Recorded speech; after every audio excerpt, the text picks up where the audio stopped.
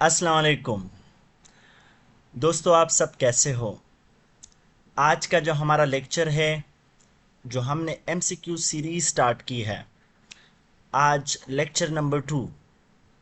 और आज के जो हमने टॉपिक सेलेक्ट किए हैं वो है सेल वॉल और सेल मेम्ब्रेन। जैसे कि आपको मालूम है, इस साल का एमडीकेट 2-2.5 महीनों की दूरी पर है।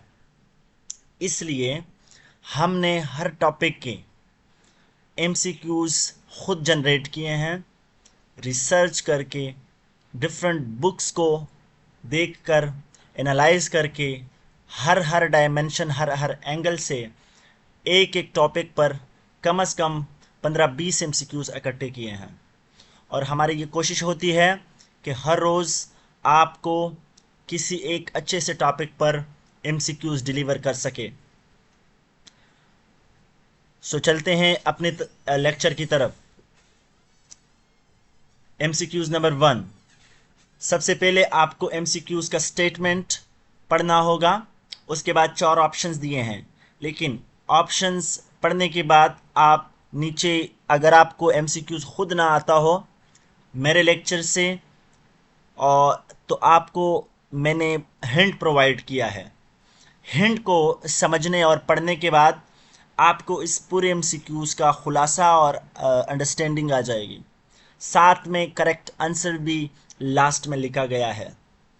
तो आप जुड़े रहिए इस वीडियो को आखिर तक देखें।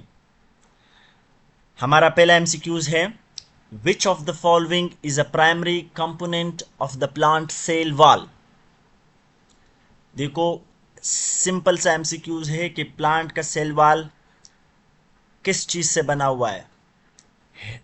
Option number A chitin, option number B cellulose, option number C peptidoglycan and option number D glycoprotein. अब हमने एमसीक्यूज पढ़ा, उसके ऑप्शंस पढ़े, हिंट पे चलते हैं। The plant cell wall is primarily made up of a polysaccharide that provide structural support. देखो, hint से आपको इसके फंक्शन का भी पता चला कि प्राइमरी जो प्लांट का सेल वॉल है, ये बुनियादी तौर पर फंक्शन क्या करता है, स्ट्रक्चरल सपोर्ट देता है। और किस चीज़ से बना है, पॉलीसेक्राइड से। तो जनाबे वाला काइटिन तो नहीं है, पेप्टाइडोग्लाइकेन और ग्लाइकोप्रोटीन भी पॉलीसेक्राइड नहीं है। तो option number B is the correct option, cellulose.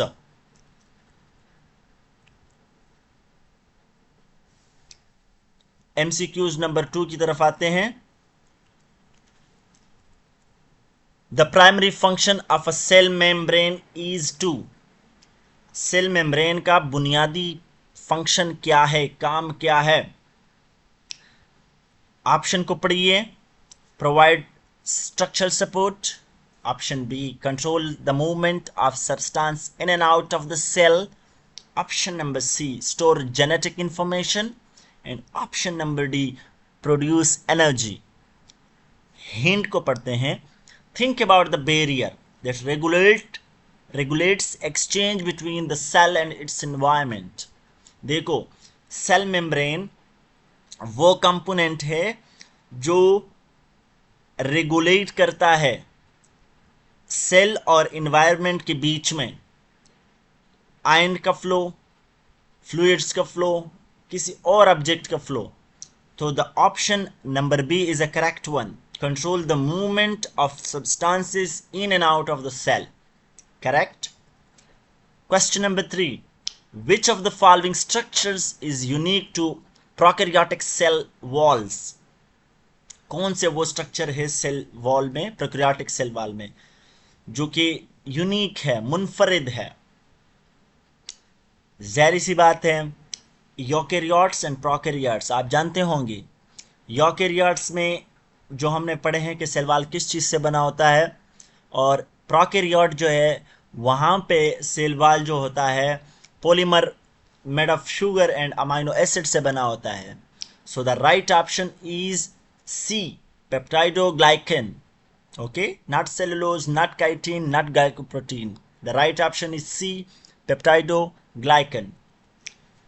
Question number 4, what is the primary structural component of fungal cell walls?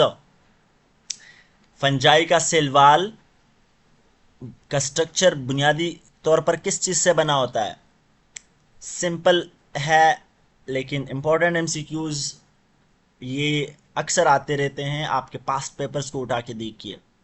जो फंजाई है, इनका जो सेल वाल है, ये किस चीज से बना होता है? तो हिंट से आपको एक और एमसीक्यूज भी पढ़ते हुए समझ सकते हो कि जो फंजाई है, इनका जो सेल वाल है, इनमें नाइट्रोजन कंटेनिंग पॉलीसेक्राइड होते हैं। और राइट ऑप्शन जो है आपकी स्क्रीन पे नजर नहीं आ रहा, गेस करो। So the right option is chitin. B option is the correct option. Question number 5, which of the following is not a function of the cell membrane? देखो, जो 4 ऑप्शंस हैं, 3 ऑप्शन इनमें इनके फंक्शंस हैं, एक ऐसी बात है जो इनका फंक्शन नहीं है। एमसीक्यूज को हल करना टेक्निक भी है। सबसे पहले आप स्टेटमेंट को अच्छी तरह पढ़ लिया करें, समझ लिया करें।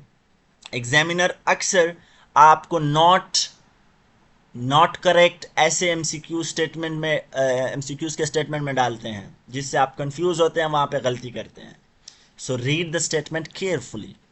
Which of the following is not a function of the cell membrane? A. Selective permeability. ये तो क्या है? हाँ, ये फंक्शन है। B. Cell communication.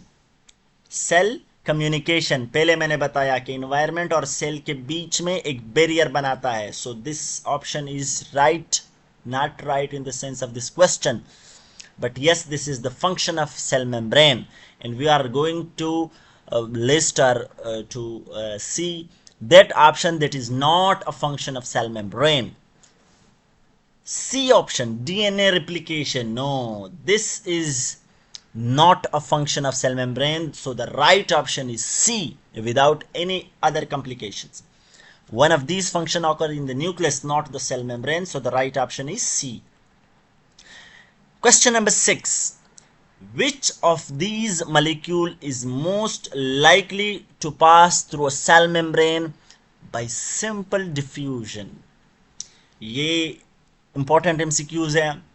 कौन से वो मॉलिक्यूल सेल मेम्ब्रेन में सिंपल डिफ्यूजन से पास हो सकते हैं? ग्लूकोज पास हो सकता है, सोडियम आयंस तो पास होते ही होते हैं, अमाइनो एसिड भी पास होता है। So the right option is oxygen, C. क्योंकि उनमें स्मॉलर और नॉन पोलर मॉलिक्यूल्स गुजर सकते हैं और पोलर मॉलिक्यूल्स गुजर नहीं सकते हैं। Question number 7, the fluid mosaic model describes the structure of. ये तो सबसे इजी एमसीक्यूज है। सेल मेम्ब्रेन को अगर आपने जानना है, उसको समझना है, तो सबसे बेस्ट मॉडल जो पेश किया था वो था fluid mosaic model. So the right option is B, without further highlighting the question. Number 8, which protein is involved in the transport of molecule across the cell membrane? ये इंपॉर्टेंट एमसीक्यूज है। कौन सा प्रोटीन इन्वॉल्व है in the transport of molecules across the cell membrane? Collagen? No, ये तो fibrous protein होता है। Haemoglobin? No. Myosin? No. So the right option is aquaporin. ये फैसिलिटेट करता है मूवमेंट को, वाटर मूवमेंट को सेल मेम्ब्रेन से। Question number 9, which type of molecule primarily composes the bilayer of the cell membrane? बार बार ये fluid mosaic model में ये बताया गया है कि कौन से मॉलिक्यूल्स हैं जो कि bilayer of the cell membrane बनाता है या उस पर मुश्तमिल है। So proteins, carbohydrates, nucleic acids? No. Phospholipids सही है। तो the cell membrane bilayer is made up of amphipathic molecules called phospholipids. Question number 10. In a bacterial cell, the cell wall is primarily made of option A chitin, peptidoglycan, cellulose, pectin. कौन सा है? पहले भी बताया गया है, prokaryotic cell wall है, so peptidoglycan is the right option. 11. The rigidity and strength of the plant cell wall are mainly due to। rigidity और strength किस चीज से आती है प्लांट सेल वॉल में? सेलुलोज से आती है, क्योंकि ये जो पॉलीसेकेराइड है microfibrils that provide structure support, ये एक जो सेल है उनको सपोर्ट फराहम करते हैं। Which of the following 12 which of the following is involve in a cell recognition? Cell recognition में कौन इन्वॉल्व होता है? Glycoprotein, phospholipid, cholesterol, integral protein. याद करिए भैया, यहां पे आपका सही ऑप्शन ग्लाइकोप्रोटीन्स है। Glycoprotein recognise helps in recognition of another cell, so the right option is A, glycoproteins. Number 13.